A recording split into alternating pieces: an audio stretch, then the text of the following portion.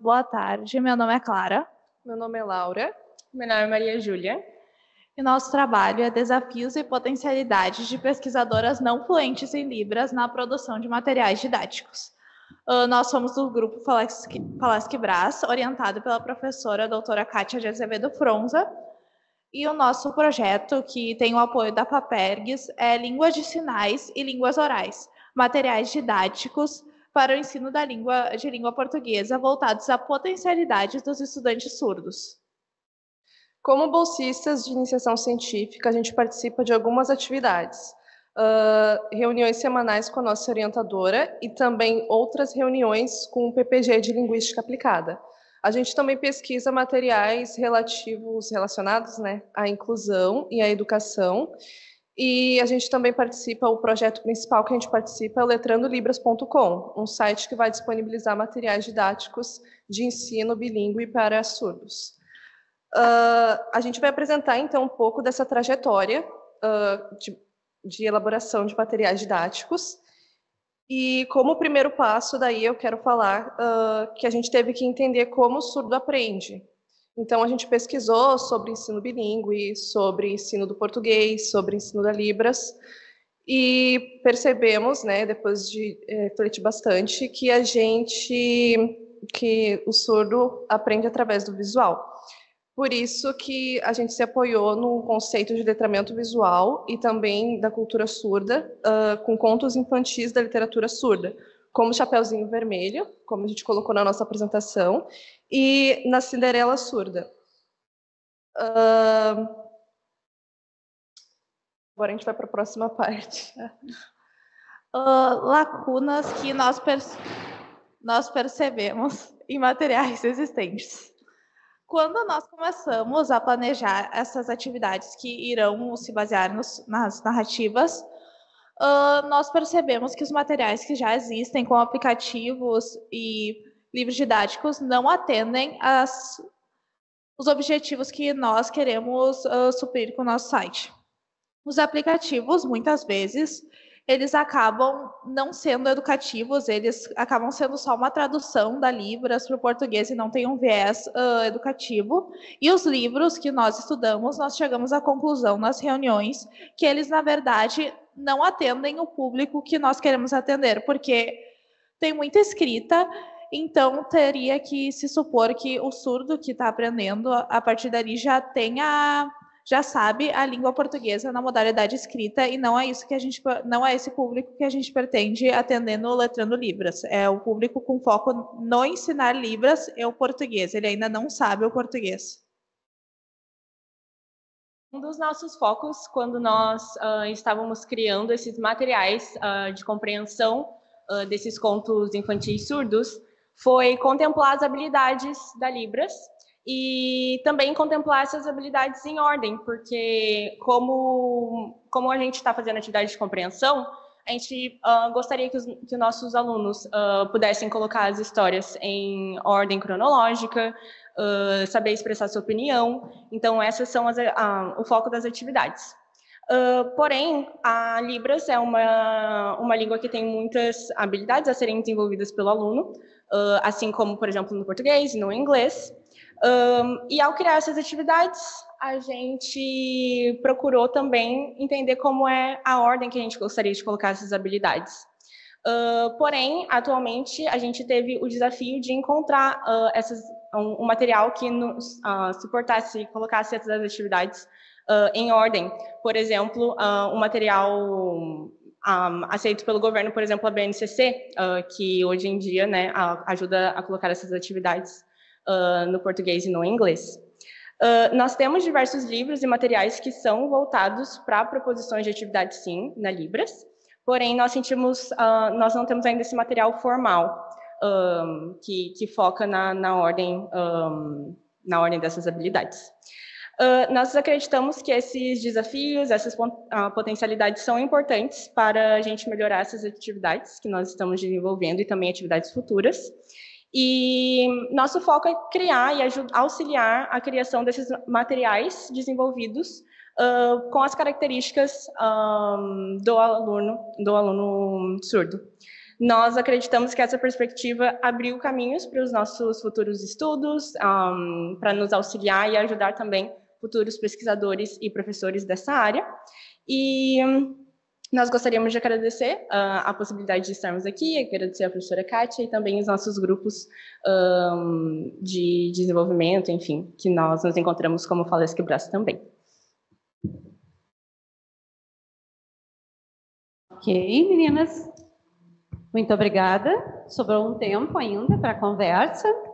Temos alguém de mão levantada no online. Vamos combinar que seja assim, para a gente tentar respeitar uma ordem, uma sequência, né? E não deixarmos para trás as pessoas que estão assim se manifestando, né?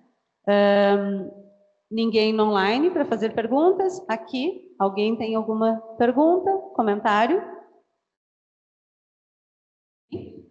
Ninguém, gente? Não tem ninguém de mão levantada aqui. Tudo bem. Kátia, tu tens algum questionamento para as meninas? Olá, boa tarde, Kátia. Kátia, eu, né, professora?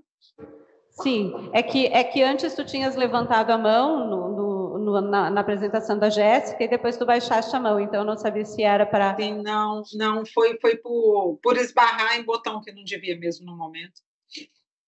Tá, para as meninas não, só mesmo parabenizar o trabalho e agradecer. Bem, então nós temos aqui uma colega que quer fazer um comentário. Obrigada, Kátia. Boa tarde. O trabalho é muito instigante. Eu quero dizer que eu já tive um aluno surdo e como falta assim esse material, essa base, né? Principalmente para o aluno que não sabe o português. E eu queria saber de vocês qual foi o maior desafio assim para vocês desenvolverem esse trabalho, né?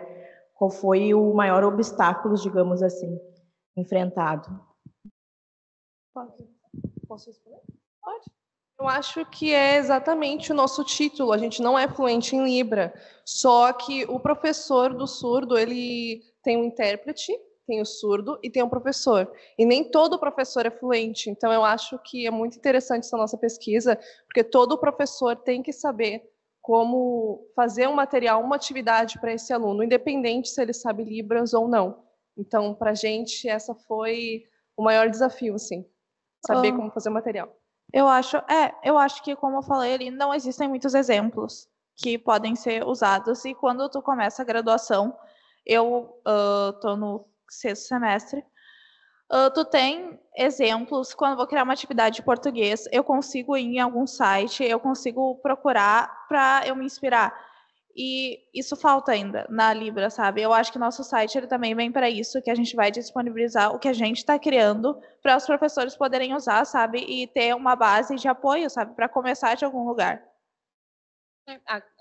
Tudo que as meninas falaram, e a maior questão é quando você encontra ali, você tem aquele material que a gente precisava desenvolver para compreensão, né, de texto, e aí nós temos contato com a criação de atividades de compreensão textual ao longo da graduação, mas aí a gente se deparou com algo novo, que a gente precisou, quando a gente foi procurar exemplos, não tinham tantos exemplos para nos guiar, então a gente teve que conversar bastante entre nós, com a prof, com o pessoal ali dos nossos grupos para nos ajudar, porque era algo totalmente novo, então a gente precisou partir ali de algo que a gente já tinha para criar algo diferente. Então, esse foi um grande desafio e foi bem, bem legal, uma experiência bem diferente.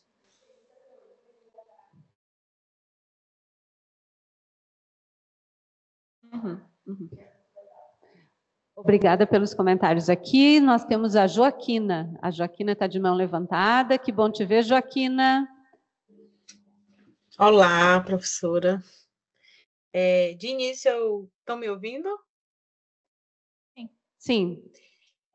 Parabenizar as meninas, até mesmo pelo título, né, em que elas confessam aí que não têm fluência, e isso é muito inspirador, tendo em vista que quem trabalha com surdos e línguas de sinais sempre alegam não ter o conhecimento da língua, e por isso inviabilizam, né, algumas atividades.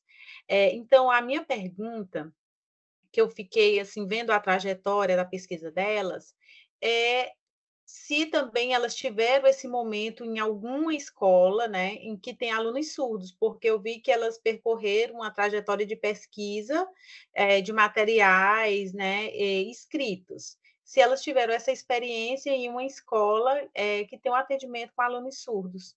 Tive experiência com um aluno surdo quando eu trabalhava com inclusão em 2022. Ele não era o aluno que eu necessariamente ficava, mas eu substituí a apoiadora dele diversas vezes e eu percebo que tem muita... E ele tinha muita resistência a aprender a Libras.